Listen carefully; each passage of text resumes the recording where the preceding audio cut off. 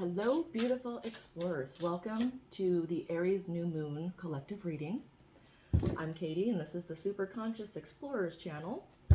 Gonna pull a few oracle cards, one for a reflection, like lessons that we've learned that we're bringing in to use in this new moon, where our focus needs to be, and then what actions we need to take.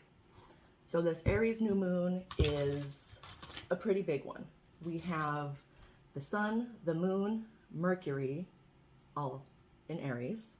We also have Chiron, which is the wounded healer, and that focuses on our internal wounds, and especially in Aries, it's the I am. So there's a lot of focus on what we need to do internally to be able to move towards our goals and our healing.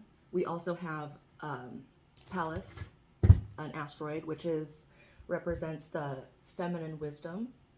So, and I feel like that's why the Queen of Cups card has been stalking us. If you've been watching any of the videos or catch the Facebook Live that I did, the Queen of Cups card was front and center. So I think that has a lot to do with the healing of our feminine energies. So it's how we receive, how we create, how we nurture. And so it's a balancing of that very masculine, forward moving Mars Aries energy, and trying to temper that with this Queen of Cups energy. So let's find out what we need to reflect on, what we're bringing in. Okay, we got two there. We got desert, solitariness. So learning how to be on our own and being okay with that. Being able to go through a dry spell and not feel like it's the end of the world. Kindness, fruit bat, flying fox. Being kinder to ourselves, being kinder to others. I think we're all adults. I think by now we've figured out that you catch more flies with honey. So I feel like this is being kinder and gentler to ourselves, to others, and really being okay with not having to please everybody. Being okay on our own. All right, where do we need to focus for this Aries new moon? Where do we need to focus, Spirit? Voice. Yes. I'm taking the bottom one too. Hold on. Using our voice and using it in the kindest ways. On the bottom there, you had the sun. That's you. The sun represents like our personality, our ego, what we show to the world, what other people see. So we need to focus on our authentic truth, our voice, and who we want to be in the world. I like that. All right. What action? Let's see. Tools, blessings that we have that we can use. Tools, blessings, action. Woo!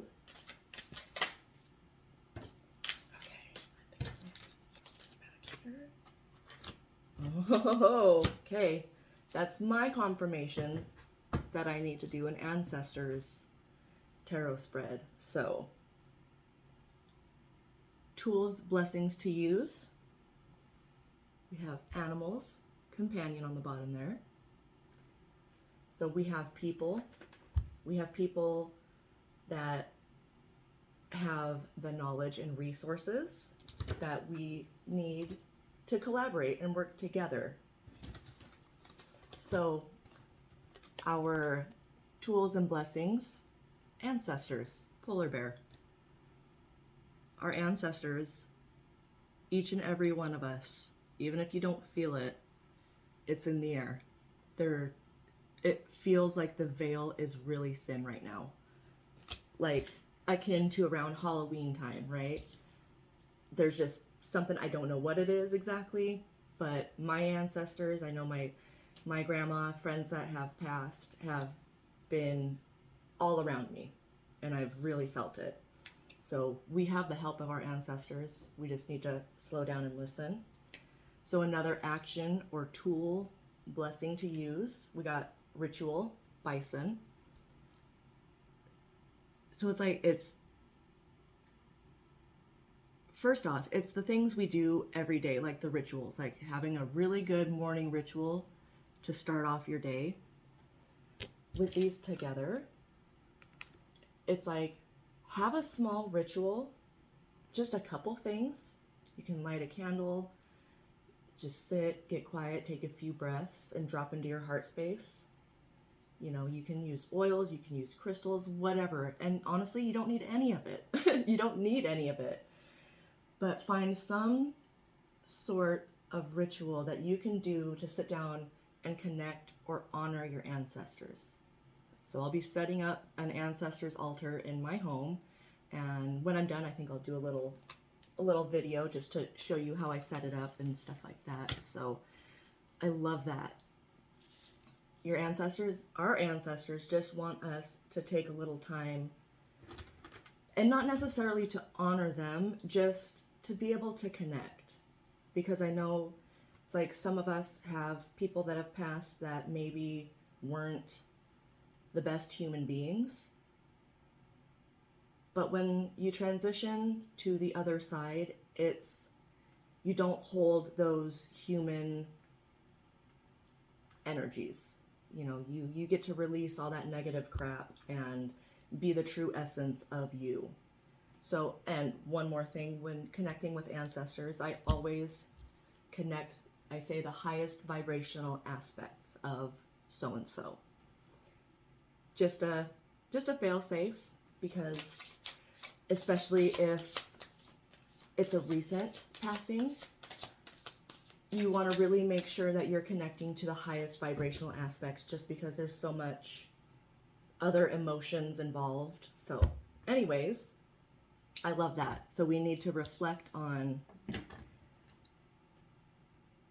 bring in the lessons that we've learned, being able to be okay in solidarity, you know, just singular, and bringing, you know, speaking with kindness, using our voice, being a light in the world, and it's going to light other people's lights. I really like that. Okay.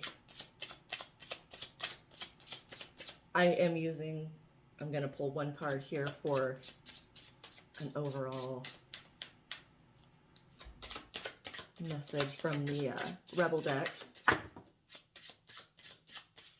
Okay.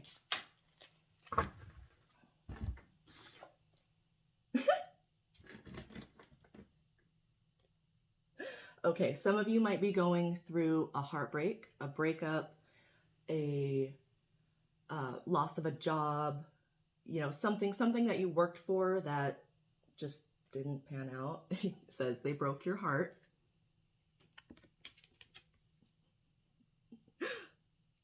Fuck them. So, and that almost, you know, that almost makes me think of just what I was talking about with the ancestors and stuff. It's like, you don't have to hold that energy towards them anymore. It's like I said, when you transition, you lose all that petty human garbage that held you down and made you do the things that you did that weren't that great. So I'm going to get some clarification here. I'm using the Light Seers Tarot.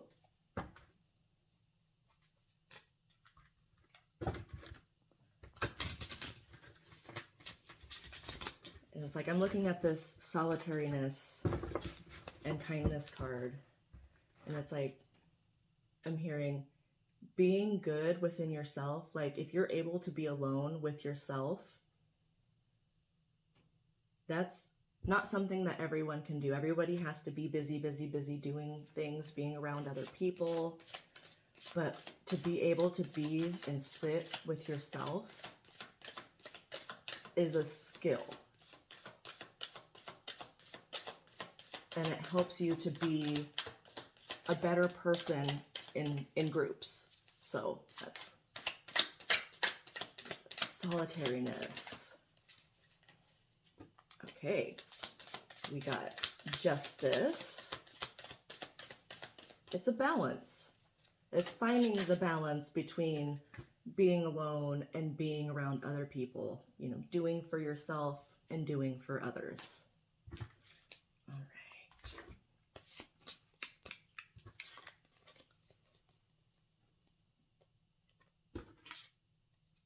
Okay, so justice came reversed. It's like, I like it because either way you flip it, it's balanced.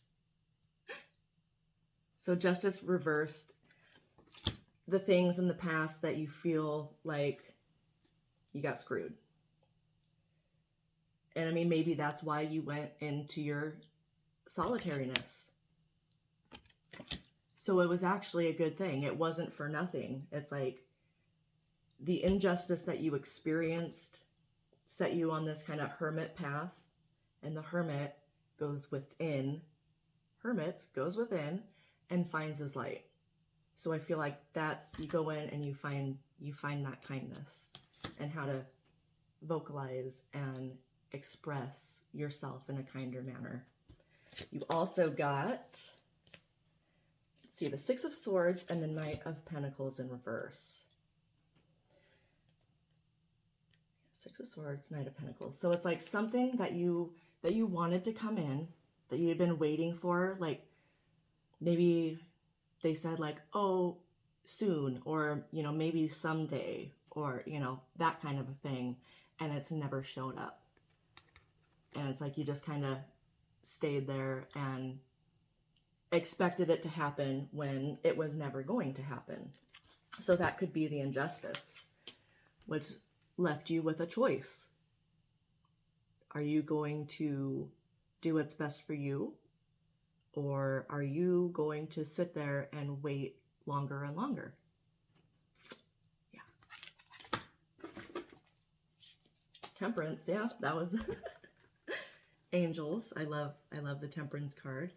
So it's all about, it's finding that balance, making that choice.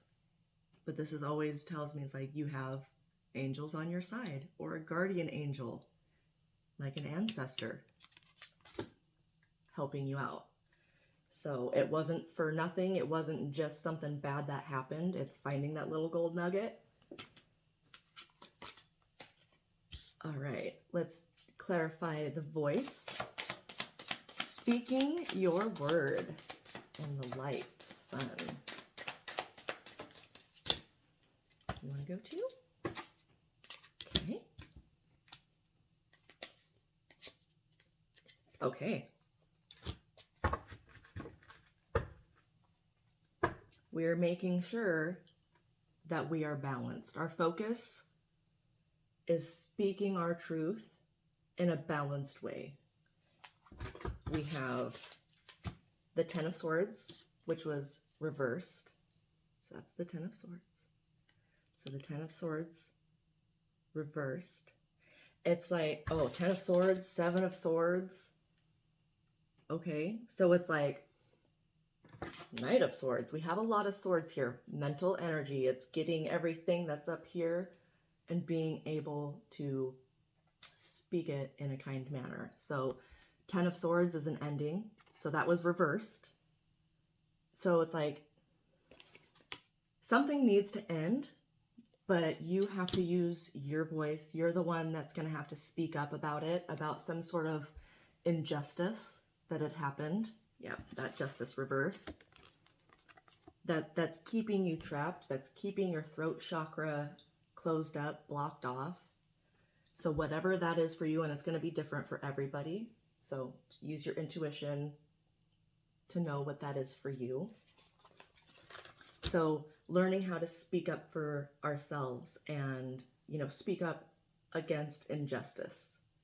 I think that's our focus for this next Aries new moon cycle here. So let's get a message from our ancestors. Polar bear ancestors and bison ritual.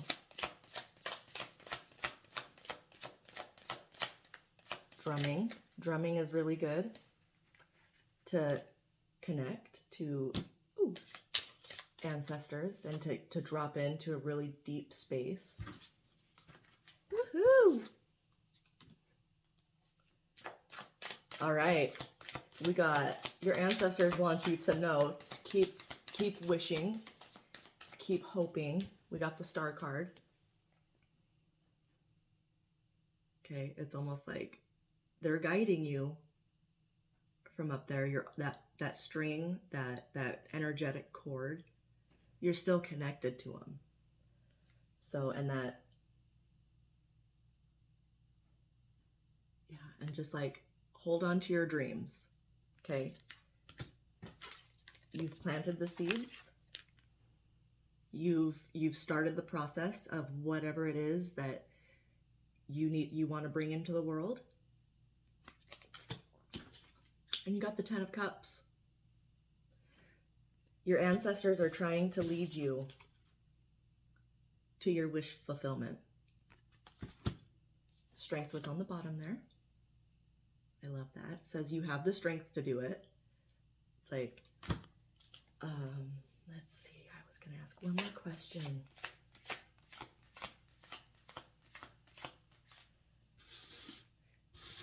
The ancestor that, or ancestors that are trying to reach out, I want to know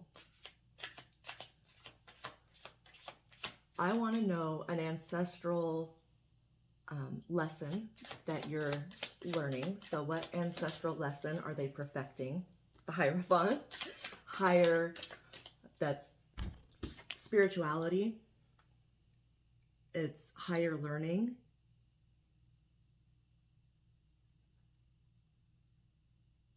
Ascension. That's what I'm getting, is ascension. It's moving on up vibrationally. They're trying, it's like there's been blocks to that soul evolution in human form. So your job in this lifetime is to raise your vibration and ascend to a level in which you can stand up for injustice, but do it kindly. Like not fighting against something. Promote what you love, not what you hate.